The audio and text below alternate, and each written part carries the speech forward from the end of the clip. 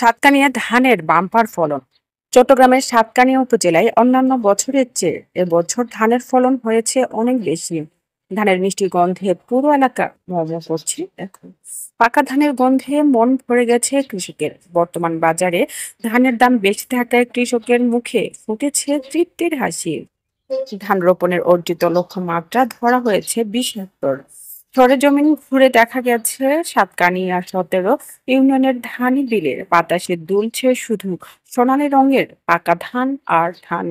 স্থানীয় কৃষকদের সঙ্গে কথা বলে জানা যায়, ভাইয়া ধান চাষ এবার কেমন হয়েছে? ধান চাষ ভালো হয়েছে তো ভাই। এই ঝড় তুফানে কি আপনাদের নষ্ট হয়েছে কোনো কিছু? এমনি কি সবাই আপনাদের পার্শ্ববর্তী সবাই কি ভালো হয়েছে না? হ্যাঁ ভালো হয়েছে। এটা কি ধান?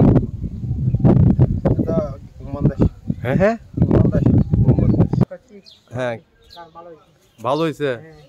ও তো এগুলো কি ধান? হ্যাঁ হাইব্রিড। আগের চেয়ে বর্তমানে এ ধানের বাজার দর অনেক বেশি। Desk news, CTG news 24/7।